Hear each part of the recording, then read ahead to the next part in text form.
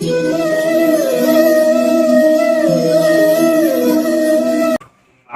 जयपुर के इस कार्यक्रम में आप सभी लोग यहाँ उपस्थित हैं, यहाँ पर आए हुए हैं,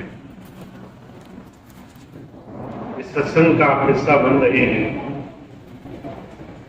ये अपने आप में एक बहुत बड़ी हमारे जीवन में ऐसी धरोहर है जिसे आपके जीवन में सबसे कीमती क्षणों में, सबसे बहुमूल्य क्षणों में आपके जीवन में गिना जाए। कारण क्या है?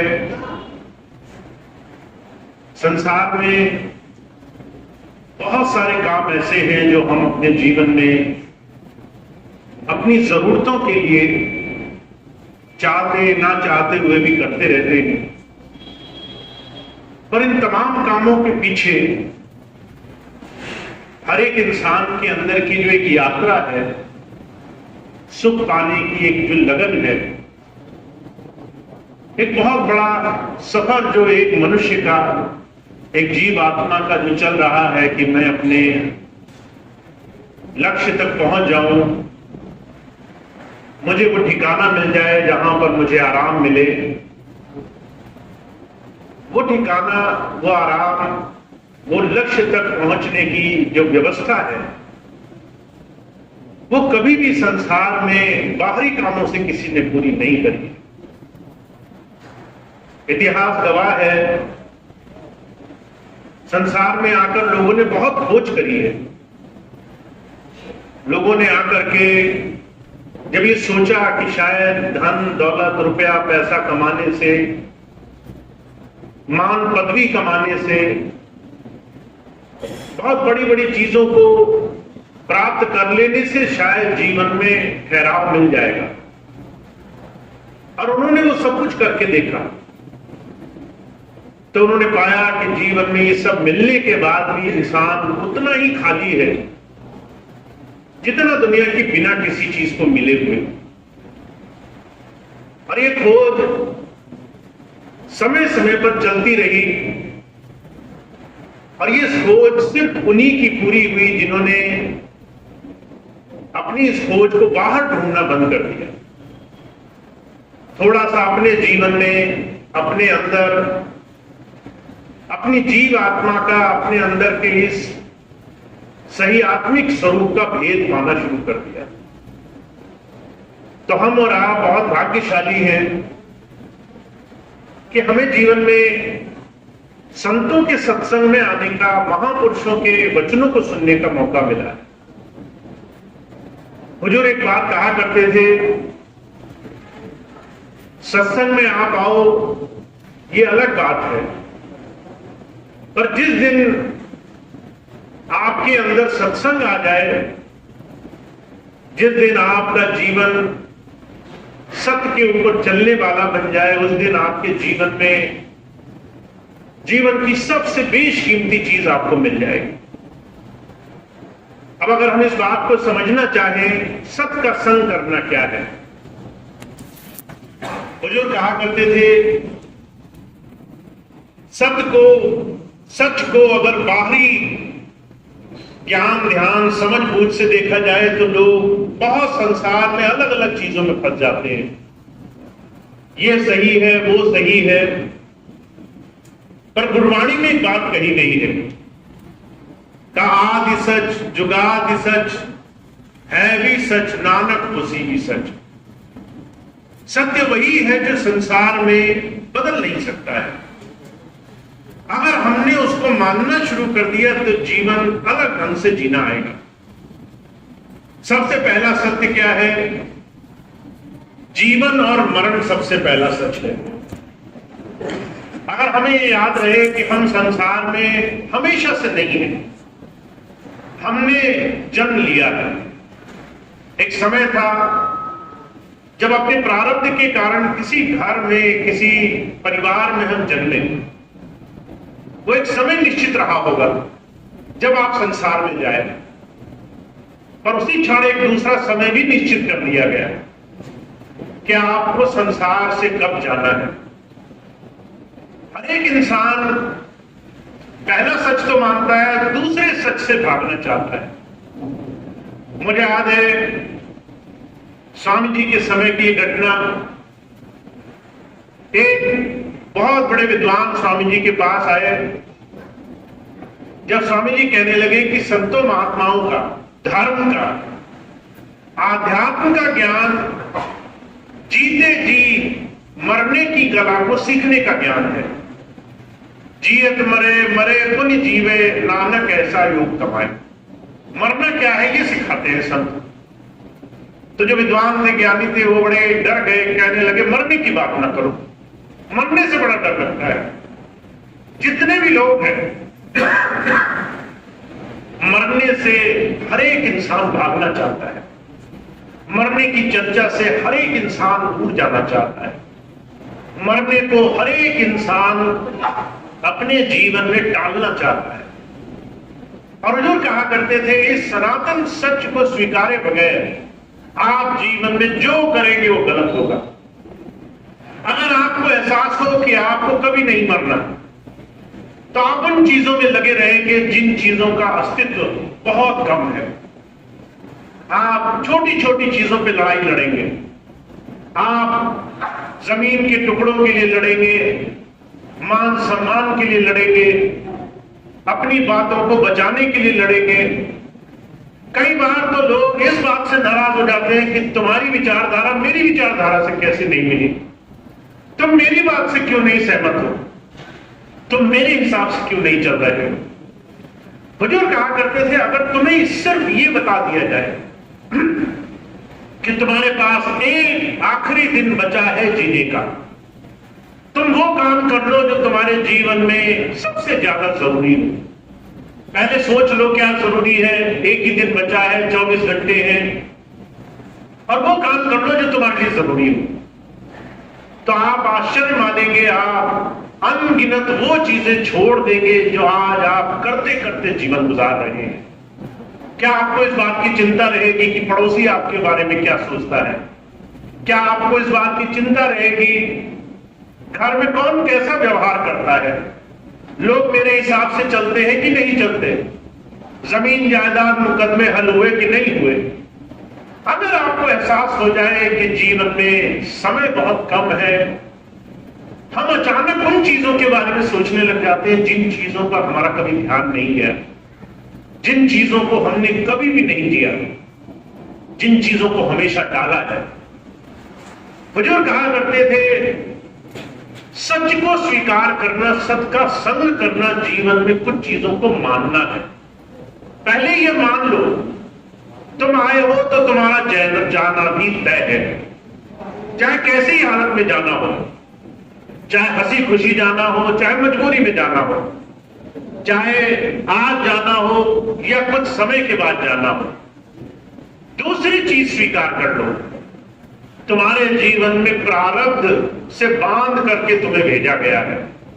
कहा राई बड़े न तिल घटे जो लिखिया करता। तुम्हारे जीवन जीने से पहले, जन्म लेने से पहले एक प्रारब्ध तुम्हारे लिए निश्चित कर दिया गया। अब आपको एक चीज समझनी है, प्रारब्ध में और भाग्य में बड़ा अंतर होता है। बहुत से लोग कहते हैं हम क्या करें, हमारा तो भाग्य ही खराब है, हमारा भाग्य उदय नहीं है, हमें कोई चीज नहीं मिलती क्योंकि हमारा लक हमारा साथ नहीं दे रहा।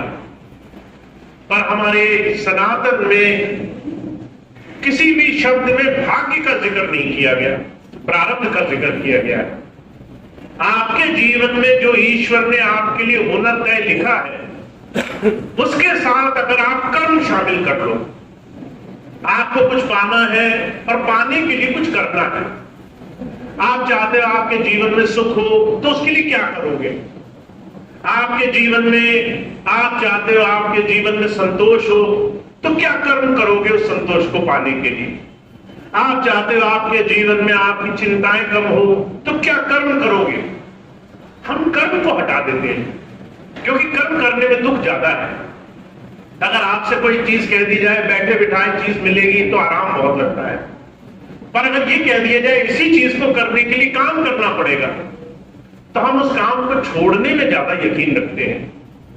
हमें लगता है मेहनत करके कुछ पाना पड़े तो ये जीवन बेकार है, बैठे बिठाए मिले तो आनंद कुछ और है। पर जो कहा करते थे ईश्वर ने आपके जीवन में प्रारब्ध आपके लिए निश्चित कर दिया है। आपके जीवन में कुछ ऐसी चीजें हैं जो आपको अच्छी नहीं लगेंगी, कुछ ऐसी चीजें हैं जो आपको अच्छी लगेंगी, पर दोनों ही चीजों को बढ़ाने और घटाने की क्षमता आपके जीवन में, आपके कर्म में शामिल है। कैसे काम करोगे?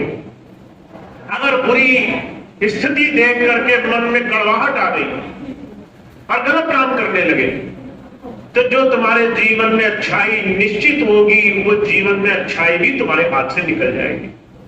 अगर अच्छे काम देकर प्रलोभन में आ गए, कुछ अच्छा हो गया और खूब आनंद में आ गए कि मैं तो सबसे सेठ हो गया, सबसे बड़ा हो गया, अहंकार में चूर हो गए, वैसे कर्म करने लगे।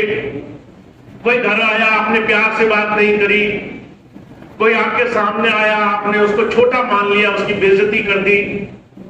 कोई आपके पास आया, आपने सोचा ये तो मेरी बराबरी का नहीं है, उसका सम्मान नहीं किया। अगर अहंकार में आकर कर्म बदल गया, उल्टे काम करने लग गए तो तुम्हारे जीवन में अच्छाई तुम्हारे हाथ से निकल जाएगी। तो जो कहते हैं तुम्हारे जीवन में ये स्वीकार कर लो कि सुख और दुख दोनों ही तुम्हारे जीवन में कुछ सिखाने के लिए तुम्हें दिए गए हैं। दुख इसलिए दिए गए ताकि तुम अपने जीवन में अहंकार में चूर ना हो जाना। दुख इसलिए दिए गए ताकि तुम अपने आप को ईश्वर न मानने लगना। तुम्हें इस बात का ध्यान रहे कि संसार में करने वाला कोई और ही है, तुम सिर्फ निमित्त बन सकते हो, तुम सिर्फ एक जरिया बन सकते हो। तुमसे अगर परमात्मा अच्छे काम कराना चाहे तो तुम सिर्फ साधन बन सकते हो। तुम खुद साध्य नहीं बन सकते। तुम खुद ईश्वर को अपना रूप मान करके कि मैं ही ईश्वर हूं, तुम खुद संसार में अहंकार में घूमोगे तो तुम्हारे जीवन में तुम्हारा सबसे सुनहरा, सबसे सुंदर अवसर तुम्हारे हाथ से निकल जाएगा। तो जो कहते दूसरी सच्ची बात स्वीकार करनी है कि तुम्हारे जीवन में अच्छा और बुरा दोनों ही तुम्हारे जीवन में कुछ सिखाने के लिए है। वो तुम्हें तोड़ने के लिए नहीं है, वो तुम्हें हराने के लिए, तुम्हें बिगाड़ने के लिए नहीं है, तुम्हारे जीवन में तुम्हें दुखों में धकेलने के लिए नहीं है, बल्कि तुम्हारे अंदर से अच्छाई निकालने के लिए है। बुजुर्ग कहा करते थे हजारों उदाहरण महापुरुषों ने दिए हैं। अगर किसी पंछी को, अपने छोटे से चूजे को, बच्चे को उड़ना सिखाना हो तो उसे घोंसले से उसे फेंक देना पड़ता है ताकि वो कठिन परिस्थितियों में जाए, ताकि वो डर में, भय में जाए कि मेरी मृत्यु हो जाएगी, और इस डर से वो अपने परों से उड़ना शुरू करे। बतख होती है, वो अपने छोटे छोटे बच्चों को पानी में धकेल देती है ताकि वो पानी के भय से, पीड़ा से, कष्ट से, तकलीफ से उस पानी में कैसे तैरा जाए, ये तैराकी का हुनर सीख ले। बुजुर्ग कहा करते थे संत महापुरुष हमें सिखाना चाहता है। ईश्वर तुम्हें जब जीवन देता है तो तुम्हें इस जीवन में आराम विलासिता में नहीं बिठाना चाहता। वो ये नहीं कहता कि तुम जाकर के मखमल के गद्दों पर जाकर लूटो, तुम संसार में आराम के नाम पर आलस में फंस जाओ, तुम संसार में जाकर के विलासिता में इतने उलझ जाओ कि जीवन का अर्थ तुम्हारे हाथ से निकल जाए। तुम जब संसार में जाओ तो तुम्हारे अंदर विवेक उत्पन्न होना चाहिए। तुम हर एक चीज पे प्रश्न करो, मैं क्यों आया संसार में, मुझे जीवन में क्यों भेजा गया, मुझे अपने जीवन में सिर्फ क्या रोटी, अपने शरीर पर कपड़ा, क्या अपने रहने के लिए सिर्फ मकान चाहिए, या मुझे कुछ और भी जीवन में पाना था। और बुजुर्ग कृपाल सिंह जी महाराज कहा करते थे आध्यात्म के पथ पर सिर्फ हम तभी चल सकते हैं जब हम खुद खोजी बन करके गुरु जी के पास जाएंगे, जब हमारे खुद अंदर से इच्छा होगी कि हम गुरु से क्या पाना चाहते हैं। मुझे बड़ी अच्छी तरह से याद है, भी कुछ समय पहले की छोटी सी घटना है। लखनऊ में दो बहनें आई मेरे पास, आकर कहने लगे भैया जी हम बहुत कोशिश करते हैं पर हम जो नाम हमें मिला हुआ है वो नाम कमाने में हम पूरे मन से नहीं लग पाते। भजन सिमरन करना तो बहुत दूर की बात है, हमें नाम मिला, हम समय निकाल सके, भजन पूरी इच्छा से कर सके, मन लगे हमारा, हमारी लगन हो कि हम कुछ कमाना चाहते हैं, ये हम कर नहीं पाते हैं। हमें कोई इसका तरीका बताइए, कोई तरीका हमारे पास होना चाहिए। तो मैंने उनसे जो एक बात कही वो बात मैं आपको बताता हूं। मैंने उनसे सिर्फ एक बात कही, आप क्यों नाम लेना चाहते हो, नाम लेने से क्या मिलेगा आपको। जब मैंने उनसे सवाल पूछा तो वो बहुत सोचने लगी, कहने लगी मोक्ष मिल जाएगा हमें। मैंने कहा मोक्ष का क्या अर्थ है तुम्हारे लिए। मोक्ष का अर्थ होता है चीजें छूट जाए हमसे। तो क्या अगर मैं तुम्हें अभी मोक्ष दिलाऊं तो तुम तैयार हो। अगर मैं तुमसे कहूं कि जो घर तुम्हारा बंधन है वो छूट जाए, तुम्हारा घर से तुम्हें अलग होना पड़ जाए, तो क्या तुम्हें अच्छा लगेगा। मैं तुमसे कहूं कि जिन कपड़ों के लिए तुम रोज दूसरी दुकानों पर झांकते हो कि अच्छे कपड़े मिल जाएं, अगर वो सारे कपड़े तुमसे छीन लिए जाए, पैसा छीन लिया जाए, धन दौलत रुपया पैसा सब हटा दिया जाए, ऐसा मोक्ष स्वीकार है तुम्हें। तो वो कहने लगी ये तो हमने कभी नहीं सोचा। हुजूर कहा करते थे जिस मोक्ष के लिए हम जीवन में एक कल्पना बनाकर बैठे हैं, उस मोक्ष का एक छोटा सा दाना भी हम छोड़ने को तैयार नहीं है। हम जीवन का एक छोटा सा कतरा त्यागने को तैयार नहीं है। मन में कल्पना यह है कि हम ध्यान भक्ति इसलिए करते हैं क्योंकि हमें मोक्ष मिल जाए। तो जब मैंने उस बहन से बात कही कि तुम मोक्ष के लिए नाम नहीं लेना चाहते, क्योंकि मोक्ष तो तुम्हें आज मिले, तुम आज उसे ठुकरा दोगी। तुम्हें आज अगर कोई कहे कि ये सब छोड़ करके तुम्हें भगवान के पास जाना पड़े, तो हम कहें कि ऐसा भगवान नहीं चाहिए हमें तो दुनिया चाहिए जो हमें हर रोज भा रही है। तो फिर क्यों नाम लेना है। अगर आप ये जान जाओ कि आप क्यों नाम लेना चाहते हो, आपको अपना क्यों जानना जरूरी है। आपको ये जानना जरूरी है कि आप गुरु जी के पास आए ही क्यों हो। अगर खुद ये बात नहीं जाने हो, अगर किसी के कहने पर नाम ले रहे हो, अगर किसी के समझाने पर तुम धर्म ढूंढ रहे हो, तो तुम्हारी ये खोज बेकार चली जाएगी, तुम्हारी ये खोज स्वार्थ से भर जाएगी। और मैं आपको सच कहता हूं, 100 में से 99 लोग अगर स्वार्थ हटा दिया जाए तो गुरु जी के पास जाने को तैयार ना हो। अगर उन्हें कह दिया जाए कि तुम इच्छा लेकर आए हो, तुम्हारी इच्छा पूरी नहीं होगी, तो लोग फौरन पीठ जो है उल्टी करे, दूसरी दिशा में कदम रखें और दूसरा गुरु तलाशने लगे, जहां पर उनकी इच्छा पूरी करने वाला गुरु उन्हें मिले, जहां उनके काम बनाने वाला कोई महात्मा उन्हें मिले। तो जो कहा करते थे कि मन की भक्ति, ये स्वार्थ की भक्ति का नाम लोगों ने भक्ति रख दिया है। लोगों ने दुनिया को पाने, दुनिया को देने वाली व्यवस्था का नाम भक्ति रख दिया है। भक्ति क्या है ये तो जानना हम शुरू भी नहीं कर पाए। तो जो कहा करते थे इसकी शुरुआत आपको करनी पड़ेगी। इसका नाम सत्संग है। पहले आप रोज अपने आप से पूछो कि मैं गुरु जी के पास आया ही क्यों था। अगर पैसा लेने आया था तो पैसा तो नहीं देंगे वो। अभी मुझे थोड़ी देर पहले मुझे एक बहन मिली, कहने लगी भैया जी मुझे इस बात की चिंता है कि मुझे घर नहीं मिलेगा। मैं जिस परिवार में रहती हूँ वहां पर ससुर हो सकता है आगे चल करके अपनी संपत्ति मुझे ना दे, आप कुछ ऐसी व्यवस्था करो। मैंने कहा मेरा तो अपने ही घर नहीं है, मैं तुम्हारी व्यवस्था क्या करूंगा, मैं तो खुद ही घर में नहीं रहता हूं। जो आदमी खुद अपने ही घर में ना रहता हो वो दूसरे के घर बनाए, इसकी कल्पना करना कितना गलत है। हम ये मानते हैं संसार में धन दौलत रुपया पैसा ये तमाम सुख सुविधाएं इसी का नाम जीवन है। पर जो कहा करते थे संत तुम्हें सवाल करना सिखाता है। तुम अपने आप में प्रश्न करना शुरू करो। तुम अपने आप के हर एक बड़ी से बड़ी व्यवस्था में प्रश्न करना शुरू करो, क्योंकि जिस दिन तुम ये जान पाए कि तुम क्यों आए गुरु के पास, उस दिन गुरु के पास जाने के लिए तुम्हारा एक एक कदम सार्थक होने लग जाएगा। अगर तुम्हें पता चल जाए कि गुरु के पास तुम मानसिक शांति के लिए आए, तो वो जो कहेंगे वो करने से तुम कतराओगे नहीं। अगर तुम्हें पता चल जाए कि गुरु के पास तुम अपने जीवन में अंतर से कुछ ऐसे अनुभव पाने की चाह लेकर आए जिससे तुम्हारा जीवन सुखमय हो जाएगा, तो वो जो तुम्हें रास्ता बताएंगे उससे तुम कतराओगे नहीं। उसको करने में तुम्हारे जीवन में हमेशा चाह लगी रहेगी।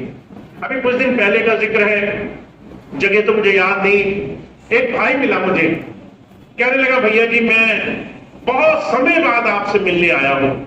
इस पूरे समय तक मैं बाहर संसार में भटकता रहा। मैं जानना चाहता हूं मेरी भक्ति आप कैसे पूरी कराओगे। तो मैंने कहा भाई मुझे तुम्हारी भक्ति पूरी क्यों करानी है, तुम्हें जरूरत हो तो तुम भक्ति करो। तुम्हारी भक्ति जब तुम्हें नहीं करनी जरूरत है तो फिर मेरी जरूरत क्यों है।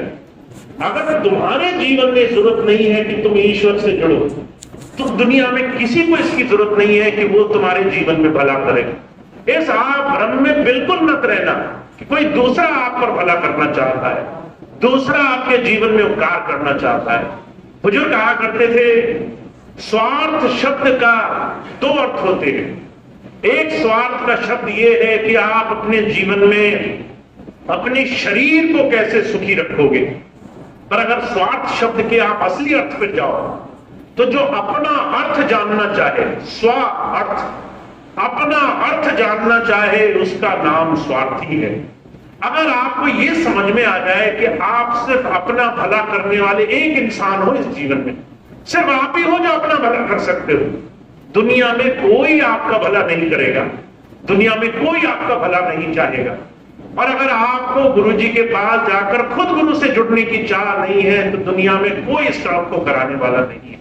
तो जो कहा करते थे संत आपके जीवन में प्रश्न करना सिखाते हैं। वो कहते सत्संग में आया करो, सत्य का संग किया करो। सत्य ये है कि जीवन में दो बहुत बड़े सत्य को स्वीकार करो। एक दिन तुम्हें चले जाना है संसार से, वो समय कब है इसका तुम्हें पता नहीं है, और उस समय से पहले तुम अगर जागे नहीं तो तुम्हारे जीवन में अंधेरा रह जाएगा। अगर तुम्हें ये बात समझनी है तो रोज हर दिन उठो और सबसे पहले अपने आप से प्रश्न करो, मैं क्या कर रहा हूं, मैं क्यों कर रहा हूं, इसको करने से मुझे मिलेगा क्या। और जब आप ये प्रश्न करोगे तो आपको अलग अलग तरह के जवाब मिलेंगे। हुजूर कहा करते थे पहले कुछ जवाब मिलेंगे जो तुम्हें अपने शरीर के स्तर से जुड़े होंगे। पहले जवाब मिलेंगे मैं इसलिए कर रहा हूं कि मुझे शारीरिक सुख सुविधाएं मिले। जब वो भोग लोगे तब तुम्हें समझ में आएगा न घर सुख देता है, न पैसा, न आराम, न तसल्ली, दुनिया की कोई चीज सुख नहीं देती है। मैं भी कुछ दिन पहले ऐसे भाइयों से मिला जो बहुत वृद्धावस्था में पहुंच गए, खूब अच्छी नौकरी करी, खूब पैसा कमाया, खूब घर बनाया, खूब संपत्ति इकट्ठी करी। जब वृद्धावस्था में पहुंच गए तो बच्चे उनके सिर्फ ये कहते थे कि पिताजी आप सारी चीजें अभी हमारे नाम कर दो। पिताजी कहते थे अभी तो टाइम है, जब जाऊंगा तो कर जाऊंगा। तो वो बहुत जिद करके बच्चे कहने लगे पिताजी से कि पिताजी अभी कर दो हमारे नाम।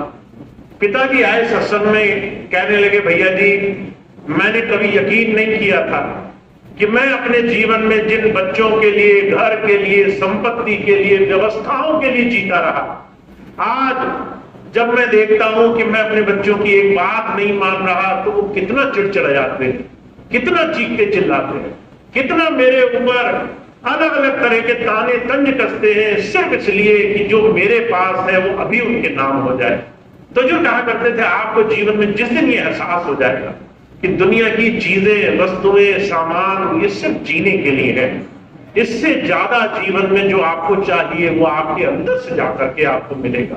और उसके लिए जिस दिन आप तैयार हो जाओगे उस दिन आपका सत्संग बनने लग जाएगा।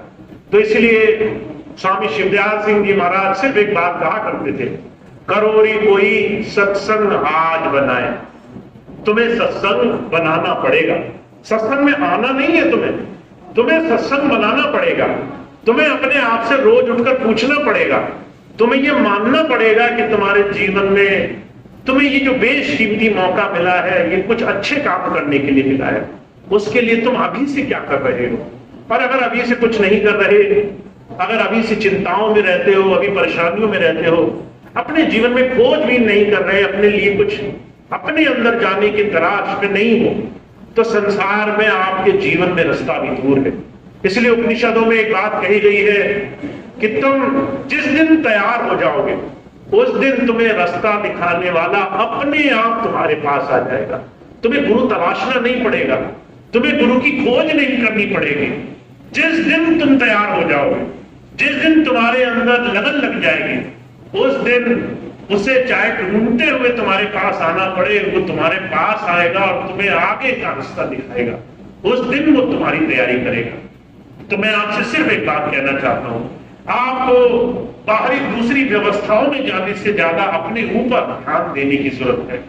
आप ये सोचते होंगे मुझे तंत्र मंत्र कर लेना चाहिए, तीर्थ व्रत कर लेना चाहिए, मुझे यज्ञ उपवास कर लेना चाहिए, मुझे तरह तरह की जगहों पर चले जाना चाहिए जहां चमत्कार होते हैं। और मैं आपको सिर्फ एक बात कहता हूं, ये सारी चीजें छोड़कर आपको अपने ऊपर समय दे देना चाहिए।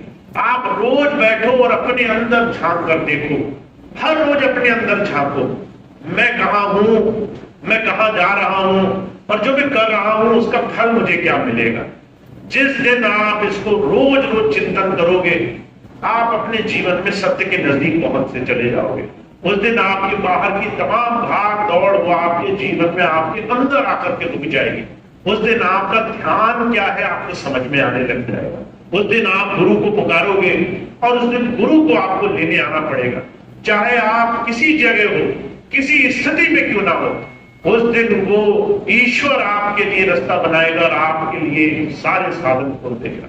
तो आप आज के इस व्यस्त जीवन में, और मैं इसलिए भी कहता हूं क्योंकि जितने बड़े बड़े शहर हैं, जयपुर जैसा शहर जहां पर आदमी के दिमाग में सिर्फ ये लगा है कि मुझे अपने जीवन में अच्छा जीवन कैसे जीना है, बहुत कुछ करने के बाद भी, और मैं हमेशा एक ही बात कहता हूं जितने भी भाई बहन बहुत व्यस्त हैं, कि तुम अपने से एक पीढ़ी ऊपर अपने माता पिता, अपने सगे संबंधियों को जरूर देखना।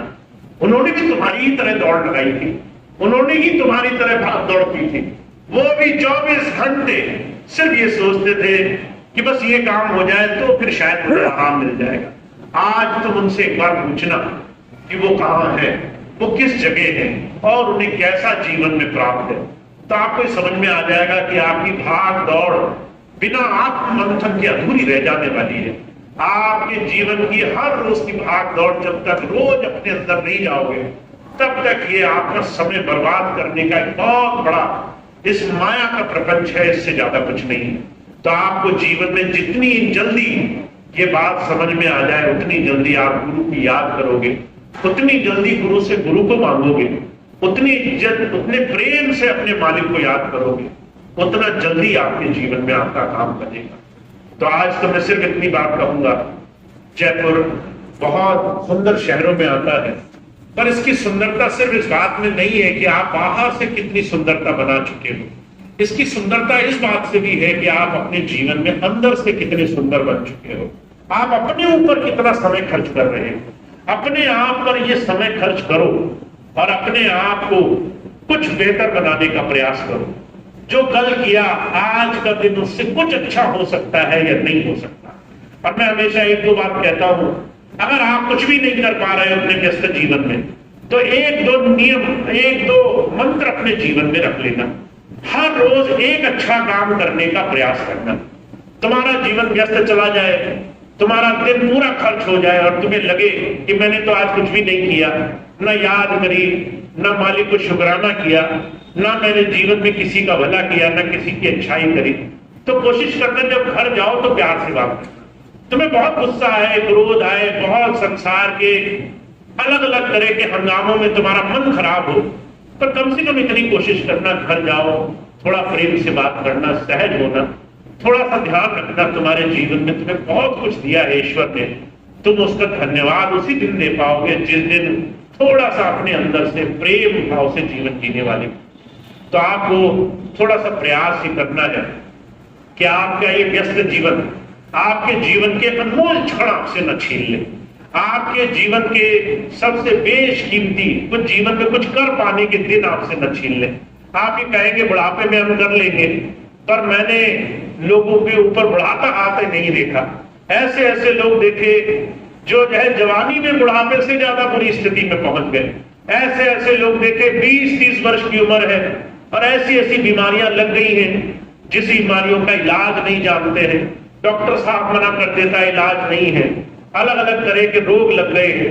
रोग को, अपनी बीमारियों को देख देख करके वो जीवन जी रहे हैं। तो ये मत सोचो कि आज के इस व्यस्त जीवन में बुढ़ापा किसी का अच्छा आएगा नहीं।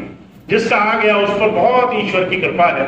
पर यह जरूरी नहीं है कि हमारे आज के समय में जिस व्यस्त जीवन में जी रहे हैं हम, उस व्यस्त जीवन में हम अगर आज अपने आप को नहीं संभाल पाए तो कल हमारा अच्छा हो जाएगा। इस कल्पना से हमें जाग जाना है।